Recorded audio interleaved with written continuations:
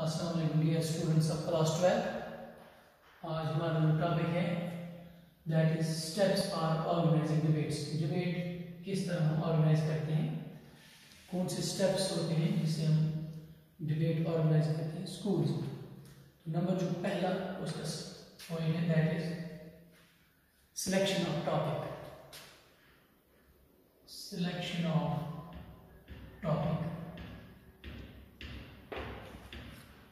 Selection of topic. तो यहाँ पे क्या होता है, जब डिबेट स्कूल में हम ऑर्गेनाइज करते हैं, पहले पता होना चाहिए हमारे पास टॉपिक क्या है। ये टीचर का काम है। Teacher should make a selection of interesting and useful topic. Teacher का काम होता है कि वो सिलेक्ट करे टॉपिक बच्चों के साथ मशवरा करके, लेकिन टॉपिक इंटरेस्टिंग और यूजफुल होना चाहिए। The topic should merge out from the course of study prescribed for the debaters। ये अपने कोर्स में से टॉपिक होना चाहिए। और the topic for debate must be an interesting one। It must be an interesting one। ये कैसे आसुन ये टॉपिक इंटरेस्टिंग, ये कैसे आसुन यूजफुल, ताकि जो ऑडियंस सुनने वाले होते हैं उनको मजा आए, वो उनको इस तरह एक्सपर्ट वैसे your topic has to be interest is useful, ताकि you see debaters की audience को convince कर, and it should give rise to controversial arguments so far as the debate is concerned। Steps are for organizing debates is considered। पहला point जो है selection of topic, जो मैं अभी discuss कर रहा हूँ। तो क्या होना चाहिए, टीचर का काम है टॉपिक जो सिलेक्ट होता है, सिलेक्ट करना होता है, वो यूजफुल होना चाहिए, इंटरेस्टिंग होना चाहिए, और अपने प्रिस्क्राइब्ड सिलेबस में से होना चाहिए, और इंटरेस्टिंग होना चाहिए, और it should also give rise to controversies, controversial arguments. Number second point that is proper planning. Proper planning, my dear students, debates must be properly plan. ये प्रॉपरली प्लानिंग होनी चाहिए। डिबेट्स किस तरह प्लानिंग होने चाहिए, the date, time, place for the debate should be notified. Time जो होता है, डेट होता है, कहाँ डेट्स पे कैसे करूँ डिबेट स्कूल में, कहाँ के टाइम वैसे नोटिफिक्स होता है, डेट वैसा नोटिफिक्स होता है, और जगह स्कूल में किस जगह पे करेंगे, या स्कूल के बाहर करेंगे, या कैलकुलेट करो, ये पहले ही ये चीजें नोटिफाई होनी चाहिए। और topic must be announced well. Topic जो होना चाहिए ये पहले से ही इन स्पीकर्स को, स्टूडेंट्स को, जो भी पार्टिसिपेट डिबेट में कर रहे होते हैं, उनको पहले से ही पता होना चाहिए टॉपिक हमारा क्या है, हमें किस पे डिबेट करना है। और द नंबर ऑफ स्पीकर जो है उनके लिए उनको पता होना चाहिए कि the time given to each speaker should be specified। जो उनके पास टाइम होता है, इस पर तुम डिबेट्स में कह कर बोलना, तो मन के साथ पता है इसको मिनट है, कितना टाइम है हमारे पास, कितने टाइम में हमें ये बात, इस टॉपिक पे बात करनी है, ये पहले ही स्पेसिफाई होना चाहिए। द टेक्निकल पॉइंट्स कुछ है इस डिबेट में, such as how to open the debate, how to conclude the debate. और इस चीज की ट्रेनिंग, इस चीज के लिए स्पीकर्स को पहले से ही प्रिपेयर करना है, आपको डिबेट में कैसे शुरुआत करनी है और लास्ट में उसको कैसे कंक्लूड करना है। The teacher should ensure that students are fully prepared. Teacher should also ensure that students are fully prepared, and जजेस मस्ट बी अपॉइंटेड। जजेस भी पहले से ही अपॉइंट होने चाहिए। Number third point that is encouraging maximum participation। encouraging maximum participation। ज्यादा से ज्यादा पार्टिसिपेशन होनी चाहिए स्टूडेंट्स की। The teacher in charge must encourage maximum participation in a debate। जो इसका इंचार्ज टीचर होगा इस डिबेट का, उसका काम है कि लड़कों को ज्यादा से ज्यादा लोगों को मोटिवेट करे ताकि वो इस डिबेट में पार्टिसिपेट कर सके। Number 4 point that is teacher guidance. Teacher guidance,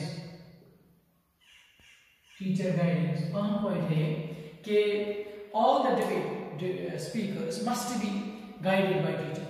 All the speakers, all the debaters in a debate, they must be guided during the preparation, in the selection of material and presenting of arguments for or against. वो teacher का काम है, या जो एक charge teacher होता है उसका काम है कि इन स्पीकर्स को, बच्चों को, डिबेटर्स को गाइड करें।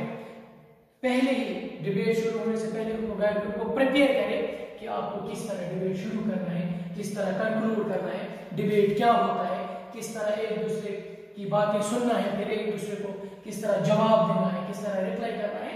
ये टीचर का काम होता है कि बच्चों को गाइड करें।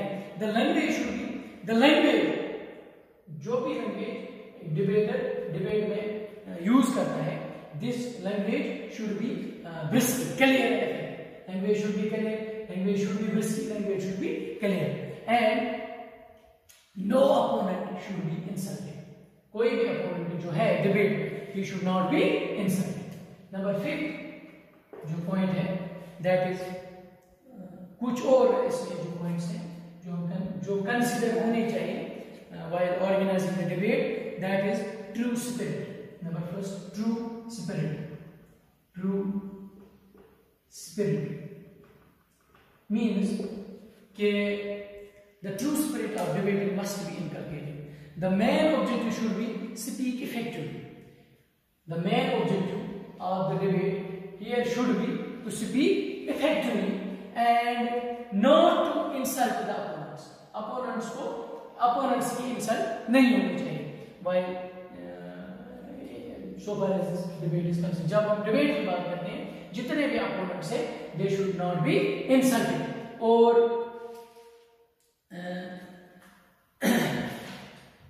एक और पॉइंट है मैक्सिमम पार्टिसिपेशन, जिसकी मैं भी बात कर रहा था। Maximum participation, maximum participation, participation means अक्सर हम देखते हैं जब डिबेट स्कूल्स में होता है या किसी इंस्टीट्यूशन में होता है, वहां पे लड़के कम इसमें पार्टिसिपेट करते हैं। लड़के से ज्यादा पार्टिसिपेट करना कि अक्सर से लड़के दूर ही रहना, मतलब कुछ लड़के डरते हैं सामने आने के लिए।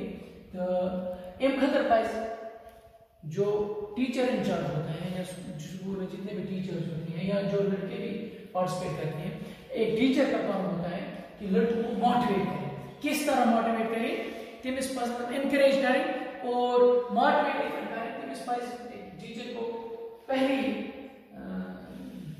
या एक्सपर्ट पास मोटिवेट करें कि दूसरे से ज़ीन डिबेट्स में दूसरे से ठीक बस तस्वीर में फोटो से अवार्ड या बच्चों को एनकरेज करें ताकि ज्यादा से ज्यादा पार्टिसिपेशन इस डिबेट में हो सके।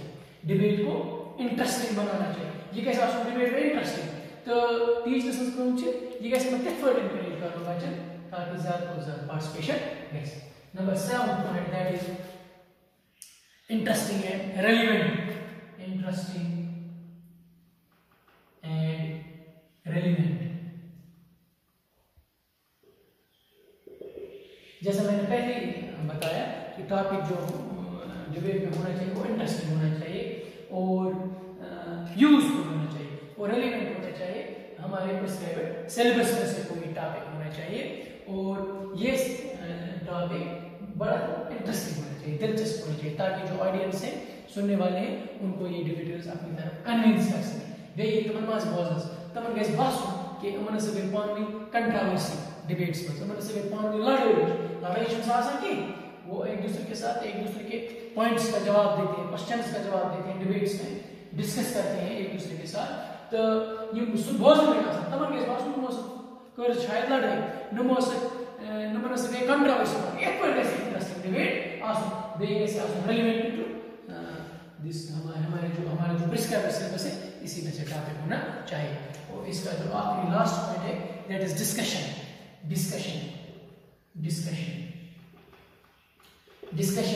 का क्या मतलब है यहाँ पे? डिबेट के इख्तिताम after the debate the rest of the class should be encouraged to ask questions from debaters.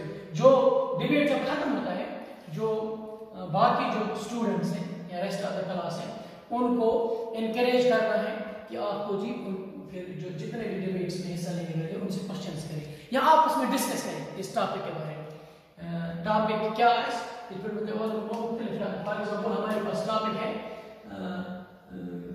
The rural life is better than urban life. देहाती जिंदगी शहरी जिंदगी से बेहतर है। हमारे पास फॉर एग्जाम्पल ये टॉपिक है।